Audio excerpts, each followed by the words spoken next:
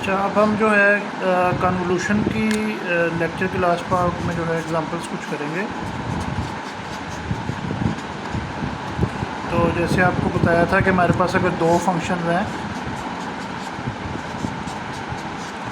तो इनकी जो कन्वोलूशन का सिंबल होता है वो एक स्टेरिक होता है, और बाय डेफिनेशन ये आपका जो है ये इंटेग्रल होता है ऑफ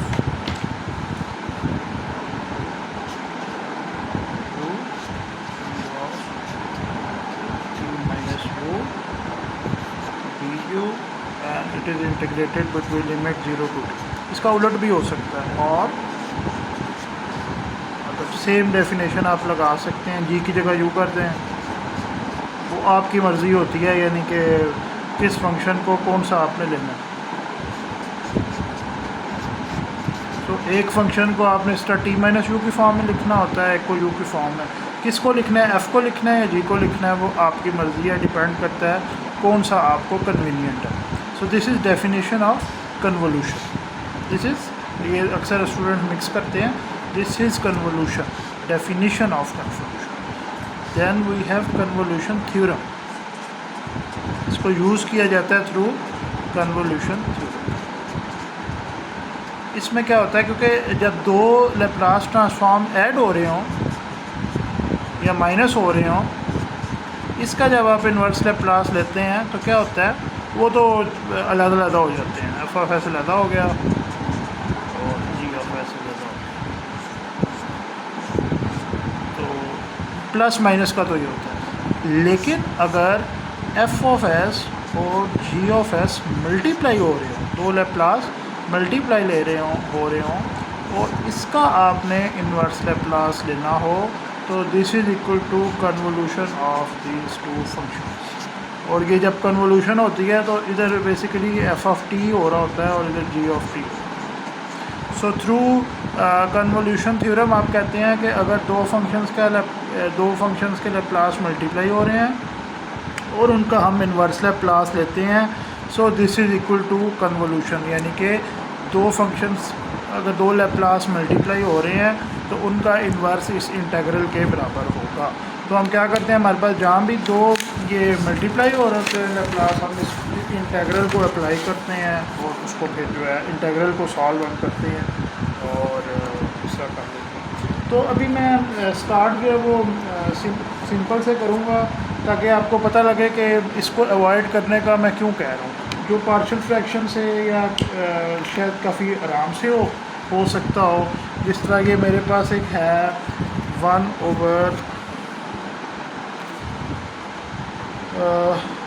मुझे जी कहा गया कि इसका इन्वर्स लैप्लास निकालो, ठीक है। ये हम उस स्टेज पे आ गए हैं, आप समझेंगे जी ये उस स्टेज पे आप आ गए हैं, वो जो होता है ना y of s is equal to S cube. ये एक किस्म की आप कह रहे हैं आप डिफरेंशियल को ये नहीं सॉल्व कर रहे हैं, लेकिन इस स्टेप तक आपको करके दे दी गई है। अब आप क्या करते हैं, आप दोनों साइडों पे इन्वर्स लैप्लास ले लेते हैं, तो ये आपका बन जाता है y ऑफ t, और इस साइड पे अब आपने इन्वर्स लैप्लास लेना है। तो अब मुझे पता है कि एस क्यूब किसका, वो t की किसी पावर का होगा, ये एक्सपोनेंशियल का है। अगर मैं इन दोनों को पार्शियल फ्रैक्शन से सेपरेट कर दूँ तो एक तो वो मेरे पास अप्रोच है। अगर मैं उसको नहीं करता, मैं कन्वोलूशन से करता, तो आप देखें कन्वोलूशन की अप्रोच रिलेटिवली एक इतनी सिंपल प्रॉब्लम को भी अच्छा खासा जो है वो लंबा कर देगी। सो सबसे पहले आपने क्या करना है, आपके पास आपने अपनी ये जो पूरी टर्म है इसको दो पोर्शन में पहले तो आपने स्प्लिट करना है। तो एक नेचुरल सी बात है, ये 1/s क्यूब एक अलग चीज़ का लैप्लास है और ये एक अलग चीज़ का लैप्लास है, तो मैं इसको स्प्लिट कर देता हूँ। एक को बोल दें आप, इस पहले को मैं बोल देता हूँ एफ ऑफ एस, और इस दूसरे को मैं बोल देता हूँ G 1/s minus G of S. So F of S हो गया, ये जी ऑफ एस हो गया। अब कन्वोलूशन के लिए मुझे एफ ऑफ टी और जी ऑफ टी चाहिए, सो मैं एफ ऑफ टी और जी ऑफ टी भी आइडेंटिफाई कर लेता हूँ। यानी कि if this is 1/s cube, ये किसका लैप्लास है, वो एफ ऑफ टी होगा। तो मुझे फोकस करना है अपनी एस की पावर पे। कॉन्स्टेंट्स मैं खुद भी ले आऊँगा, कोई मसला नहीं। तो मुझे पता है कि अगर फार्मूला से कि अगर टी स्क्वायर का मैं लैप्लास ले रहा हूँ तो डिनोमिनेटर में एस क्यूब आता है। मेरे पास वो फार्मूला था ना कि T raise to power N का जो लैप्लास है that is equal to N factorial over S raise to power N plus one. तो अगर मैं टी एन की पावर 2 पुट करता हूँ तो टी स्क्वायर का लैप्लास होगा 2 divided by S cube. So अगर मैं टी स्क्वायर का लैप्लास लूँ तो मेरे पास आ जाता है 2 ओवर एस क्यूब। इधर 1 ओवर एस क्यूब है तो 1 कैसे लाना है, सिंपली इसको 1/2 से मल्टीप्लाई करना। तो कॉन्स्टेंट्स तो एडजस्ट हो जाते हैं। असल चीज़ आपने एस पे फोकस करना है, लेकिन कॉन्स्टेंट्स एडजस्ट करने हैं, उनको इग्नोर नहीं करना। मतलब आप बाद में एडजस्ट कर सकते हैं। जब मैंने एस से आइडेंटिफाई कर लिया कि ये टी स्क्वायर का लैप्लास है तो इन द एंड मैंने कॉन्स्टेंट को भी एडजस्ट किया है। इसी तरह इधर मैं आ जाता हूँ तो जी of t is equal to 0 अब मैंने क्या करना है, मैंने दोनों में से जो भी मैंने लाप्लास ट्रांसफॉर्म की डेफिनेशन लिखी थी तो एक को जो है वो मैंने ये इस तरह एफ ऑफ यू की तरह लिखना है और दूसरे को जी ऑफ टी माइनस यू की तरह लिखना है। अब इसको किस तरह लिखना है, अब होता क्या है कि वो जब मैं इंटीग्रेशन करूँगा तो एक इंटीग्रेशन की टेक्निक हमने एफएससी में पढ़ी थी, आई होप आपने पढ़ी होगी। उसमें वो अगर आपके पास दो डिफरेंट चीज़ें हैं वो मल्टीप्लाई हो रही हैं, उसमें ये इस तरह एक चीज़ की पावर है तो वो पावर आप कम करते जाते हैं, वो 2 से आप 0 की तरफ चले जाते हैं। तो इनमें से एक को आपने यानी कि या एफ ऑफ यू लेना है या जी ऑफ यू लेना है। ये दोनों फॉर्म आप ये वाली फॉर्म भी यूज़ कर सकते हैं, ये वाली फॉर्म भी यूज़ कर सकते हैं। तो मैं प्रेफर करूँगा जिसमें टी है उसको मैं एफ़ ऑफ यू की तरह लिखूँ। सो अगर ये एफ़ ऑफ टी है तो एफ़ ऑफ यू क्या होगा, just replace T by you, ठीक है। और इसको मैं दूसरी तरह अगर मैं इसको एफ़ ऑफ यू लिखूँगा तो दूसरी मुझे G of T minus U की फॉर्म में लिखना पड़ेगी। This is G of T, तो जी ऑफ टी माइनस यू क्या होगा, जहाँ आपके पास टी है उसको टी माइनस यू से रिप्लेस करें। सो इधर मैं अपना कन्वोल्यूशन थ्योरम अप्लाई करता हूँ कि Laplace inverse of F of S, इसको मैंने एफ ऑफ एस बोला था, Laplace inverse of F of S into G of S is equal to convolution of F of T into. तो ये मैंने कन्वोल्यूशन थ्योरम अप्लाई किया। तो as per this theorem convolution की क्या डेफिनेशन है मेरे पास, ये एक को मैंने इसको एफ ऑफ यू कर दिया, इसको G of T minus U कर दिया। सो इसको मैं अप्लाई करता हूँ, is equal to 0 to T. F of U की जगह मैं ये लिख दूँगा 1/2 यू स्क्वायर, और जी ऑफ टी माइनस यू की जगह ये मैं लिख दूँगा वी।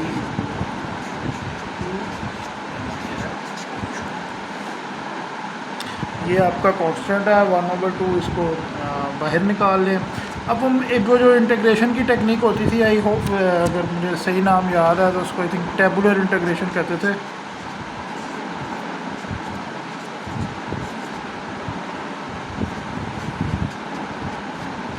कि आपके पास अगर इंटीग्रेशन में आप दो चीज़ों को सेपरेट कर सकते हैं, जिस तरह ये एक है ये एक है, उनमें से फिर एक का आप डेरिवेटिव लेके उसको ज़ीरो कर सकते हैं। जिस तरह यू स्क्वायर है, इसका फर्स्ट डेरिवेटिव हो जाएगा 2u, दूसरा हो जाएगा 2, थर्ड हो जाएगा 0। इस पोर्शन को मैं ज़ीरो कर सकता हूँ। और दूसरे पोर्शन का आप रिपीटेड इंटेग्रल ले सकते हैं, जिस तरह ई समथिंग, जिस तरह इसका मैं बार बार इंटेग्रल ले सकता हूँ। तो इसके लिए एक टेबुलर इंटीग्रेशन की टेक्निक जो है वो होती है। और भी टेक्निक्स होती हैं, बहरहाल मैं इसको जो है वो इस तरह की एक और एग्जांपल भी आएगी बाद में अगर टाइम बचा तो। सो इस साइड पे मैं लिखता हूँ यू स्क्वायर और इस साइड पे मैं लिखता हूँ E raise to power 3 into T minus. इसका आपने क्या करना है, ये जस्ट आपको आइडिया मिल रहा है कि जी ये कन्वोल्यूशन से एक सिंपल सी प्रॉब्लम जो है पार्शियल फ्रैक्शन वाली वो कितनी मुश्किल हुई जा रही है। इसको अब आपने रिपीटेड वो डेरिवेटिव लेता जाना है। This is first derivative, this is second derivative and finally. और इसको जो है इंटीग्रेट करते जाना है। ठीक है, इसमें विद रिस्पेक्ट टू यू हम इंटीग्रेट कर रहे हैं, टी जो है वो काउंट नहीं होगा। सो यू का आपने देखना है -3, इसके बाद दोबारा इंटीग्रेट कर लें। ठीक है, -3 इंटू -3 ये 9 हो जाएगा, फिर इंटीग्रेट कर लें। 9 इंटू -3 ये -27। इसके बाद आप, मुझे नहीं पता आपको याद है कि नहीं, इधर से फर्स्ट लेके इधर से सेकंड टर्म की तरफ जाते हैं, फिर इधर से इधर जाते हैं, फिर इधर से इधर जाते हैं। उसके बाद हम साइंस अल्टरनेट करते हैं, इधर प्लस साइन है, फिर इधर माइनस साइन है, फिर इधर प्लस। तो यहाँ से आपके पास उस इंटीग्रल का जो है वो आंसर आ जाता है कि वो जो इंटीग्रेशन हमने की थी उसको हम इस तरह करके जो है वो लिख देते हैं, u² e⁻³ into T minus you और -3, उसके बाद minus 2u e⁻³ into T minus u over 9, उसके बाद जी ये है plus 2 e⁻³ into T minus you -27। तो ये भी ख़त्म नहीं हुआ, अब इसमें लिमिट्स भी हैं, लिमिट्स भी आपने अप्लाई करनी है। तो इसकी लिमिट्स भी हैं 0 से t के दरमियान। सो पहले हम t वाली लिमिट लगा देते हैं। तो इसमें आप t करते जाएं, जहाँ जहाँ u है उधर t लगाते जाएं, u पे लिमिट लगनी है क्योंकि यहाँ पे हमारे पास जो है वो du था। So here you have t², और ये जो चीज़ है ये आपकी e⁻t माइनस यू की जगह हम t माइनस टी 0 e⁻0, ये पूरी चीज़ e⁻0 1 हो जाएगी, और इधर मेरे पास आएगा t² और -3। इसको मैं कर लेता हूँ माइनस, ये चीज़ अगेन उसी तरह ही आपकी जो है वो 1 हो जाएगी, -2t ओवर 9। इसके बाद ये -2 ओवर 27, ये पूरी चीज़ उसी तरह ही आपकी जो है वो, जब मैं इधर u की जगह t पुट करूँगा तो ये 1, ये मेरे पास रह जाएगा। ये मैंने t वाली लिमिट पुट कर दी, माइनस अब मैंने 0 वाली लिमिट जो है वो पुट करनी है। तो जहाँ आपके पास u है उधर 0 लगा दें। अब जब मैं यहाँ 0 लगाऊँगा ये पूरी टर्म मेरे पास 0 हो जाएगी, इधर मैं 0 लगाऊँगा ये मेरी पूरी टर्म 0 हो जाएगी, सिर्फ आखिरी टर्म मेरे पास जो है वो रह जाएगी। इधर अब मैंने u की जगह जो है वो 0 लगा देना है। Now I have 2 over 27 e⁻3। तो इसको रिफ़ाइन करके लिखना है जो भी है, ये मेरे पास इस तरह कन्वोल्यूशन से जो है वो आंसर आ जाता है। सो ये मेरे पास एक प्रॉब्लम थी जो काफ़ी, मेरे ख्याल में तो काफ़ी लेंथी करके हुई है, दूसरे तरीके से करते तो शायद जल्दी हो जाती। बहरहाल ये तो बहुत हालांकि सिंपल प्रॉब्लम थी। जब कम्प्लेक्स केस हो जाए ना, ये इसका ये मतलब नहीं है कि कन्वोल्यूशन का फ़ायदा नहीं है, जब केस कम्प्लेक्स हो जाए तो फिर कन्वोल्यूशन जो है वो हेल्प करती है। अब मैं इसी तरह इसी से मिलता जुलता इसमें मेरे पास जो था इधर s-3 था, एक्सपोनेंशियल का था। तो अब हम जो नेक्स्ट प्रॉब्लम करते हैं कन्वोल्यूशन की, वो होगी जी, अगेन उसी स्टेप पे हम जाते हैं कि जी वही आपने सारा कुछ कर लिया, डिफरेंशियल इक्वेशन को एज्यूम हम कर रहे हैं, हम डिफरेंशियल इक्वेशन सॉल्व कर रहे हैं। तो इस स्टेज पे आप पहुंच गए कि आप ना उनको शायद इनको आप पार्शियल फ्रैक्शन या किसी और मेथड से सेपरेट नहीं कर पा रहे। सो इसको अब आप सॉल्व करना चाहते हैं। तो अगेन कॉन्स्टेंट्स, ए कॉन्स्टेंट है, 6 कॉन्स्टेंट है, don't worry about them, but इनको ये नहीं कि बिल्कुल छोड़ देना, लास्ट स्टेप पे इनको देखना है। सो कोशिश हमने फोकस जो अपना रखना है वो एस पे रखना है। इधर जगह नहीं है तो मैं आगे लिख देता हूँ।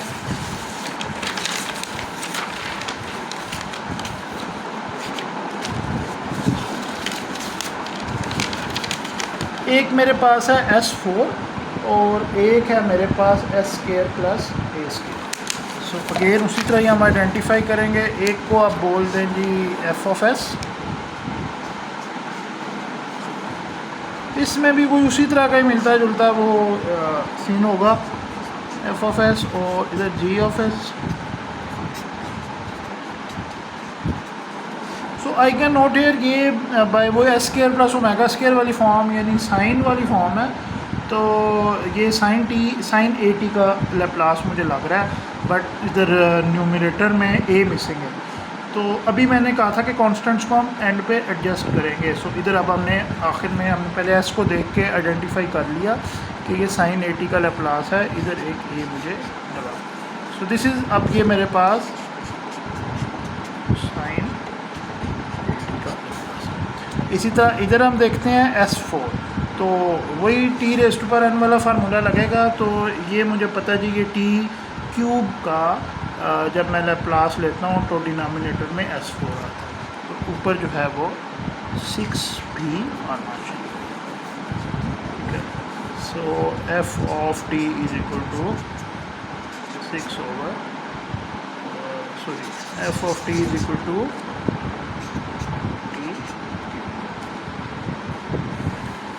सो अब मेरे पास एक 6 ओवर S4 और a over S square plus a square क्या इसमें थे, बिल्कुल थे। अब मैं इसको अगर अलहदा करके लिखना चाहूँ तो एक A4 अलहदा हो जाएगा, 6 ओवर S4 अलहदा हो जाएगा, ये एफ ऑफ एस है, और ये a over S square plus a square, ये एफ ऑफ एस है, ये जी ऑफ एस है। a रेज़ टू पावर 4 एक कांस्टेंट है, वो उसी तरह आता रहेगा।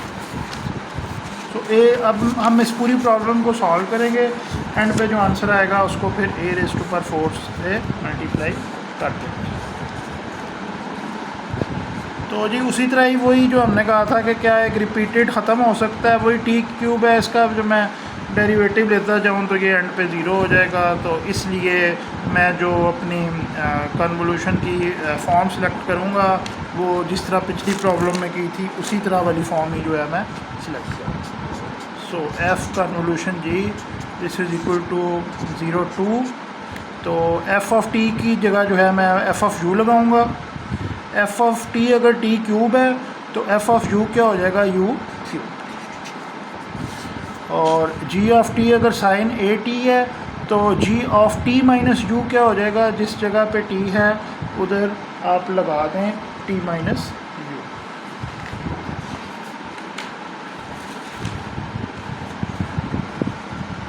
सो I will have sine of a के बाद इधर टी यू लगा। तो वही बाई पार्ट से भी आप कर सकते हैं, जिस तरह आपका वो रिपीट करके भी आ जाएगा। बहरहाल अगर हम टेबुलर कर लें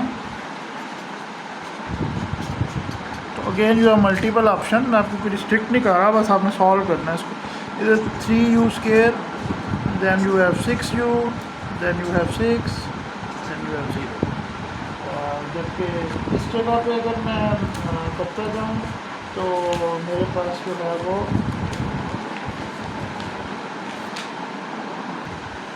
तो इधर मेरे पास आ जाएगा जी cos a of t minus you, और इधर जो मेरे पास डिनोमिनेटर आएगा दैट विल बी u की माइनस a। उसके बाद दोबारा इधर वाले साइन की तरफ मैं बाद में आता हूँ, इधर माइनस आ जाएगा। उसके बाद इधर मैं देखूँ minus sine a into T minus U. इसके बाद नीचे एक दोबारा ए आएगा, माइनस ए इधर पहले है, माइनस ए फिर आ जाएगा ए स्केयर। उसके बाद इधर हम आ जाते हैं, then we have cos A into T minus U. इधर नीचे मेरे पास एक ए और आ जाएगा, माइनस ए क्यूब।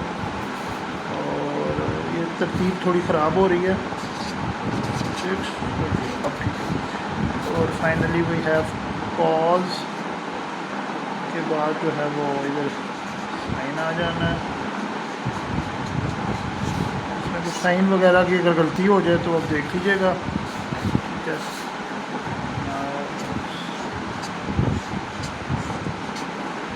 प्लस माइनस प्लस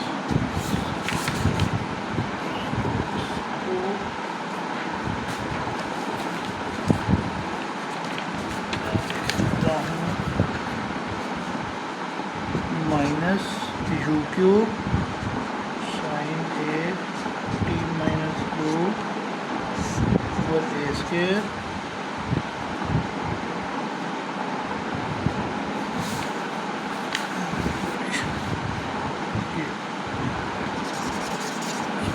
कर लेते हैं। मैं लिख लेता हूँ क्योंकि मैं इधर आपको दिखाने की भी कोशिश कर रहा हूँ और लिख भी रहा हूँ तो फिर वो मिक्सिंग हो जाएगी। मैं इसको लिख लेता हूँ एंड पे करके फिर मैं आपको दिखा देता हूँ। U cube minus minus minus हो गया प्लस, इधर भी हो गया plus, u cube cos a t minus u over a, और इधर माइनस माइनस हो गया प्लस,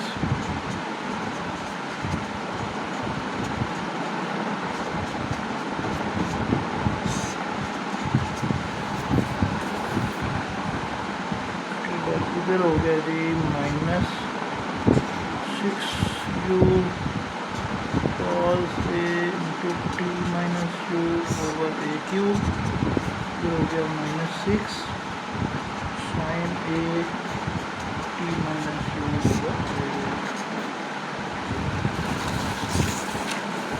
तो जी ये मेरे पास मैंने लिखा है, इसको फाइनल आंसर आ गया।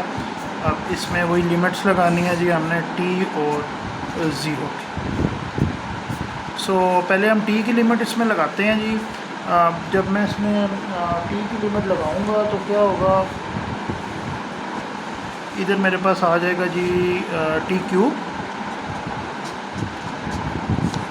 उसके बाद इधर आप जब यू पे लगानी है, यू की जगह टी पुट करेंगे, 0 कॉस ऑफ 0 जो होता है वो क्या होता है जी, वो 1 होता है। So this whole term is 1, you have T cube हो गया।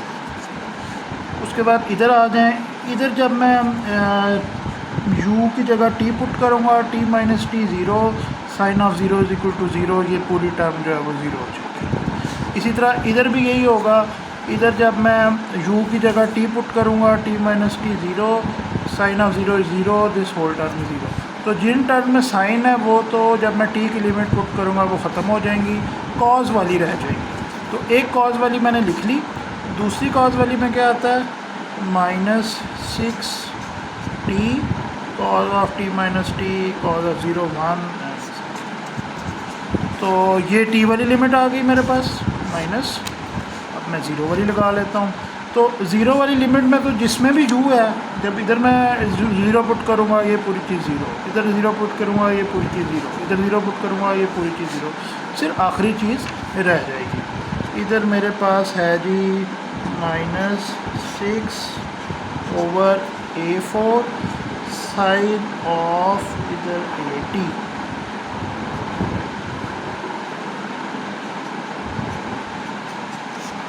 सो आई हैव। अब ये मेरे पास जो है वो पूरा आंसर है, लेकिन आपको याद होगा मैं फाइनल आंसर की तरफ जाता हूँ कि मेरे पास क्या था, मेरे पास मैं स्टार्टिंग इक्वेशन की तरफ जाता हूँ। ऑल्दो कि मैंने मेन काम कर लिया हो गया, लेकिन अगर मैं एग्जैक्ट आंसर निकालना चाहता हूँ तो ये आपको याद होगा जी कि Laplace inverse of y of s this was equal to a4 into Laplace inverse of 6 over s4 over a over s4। तो इस पे हमने कन्वोल्यूशन थ्योरम लगाया था, is equal to a4 convolution of f into g. तो convolution का ये सारा आंसर है। तो इस पूरे को आप a4 से भी मल्टीप्लाई करते हैं। तो जब मैं इसको a4 से मल्टीप्लाई करूँगा तो t क्यूब a और a4 कट के a क्यूब रह जाएगा। So I will have a cube into t. फिर इसको जब a4 से मल्टीप्लाई करूँगा तो a क्यूब और a4 कट के a रह जाएगा, आई विल हैव 680। इधर माइनस माइनस प्लस हो जाएगा और a4 से कट जाएगा।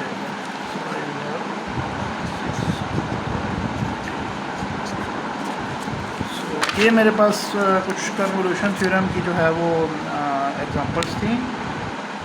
तो ये हमारे पास क्योंकि लेक्चर में वो क्वेश्चन आंसर का टाइम, अटेंडेंस का टाइम वो अलग है।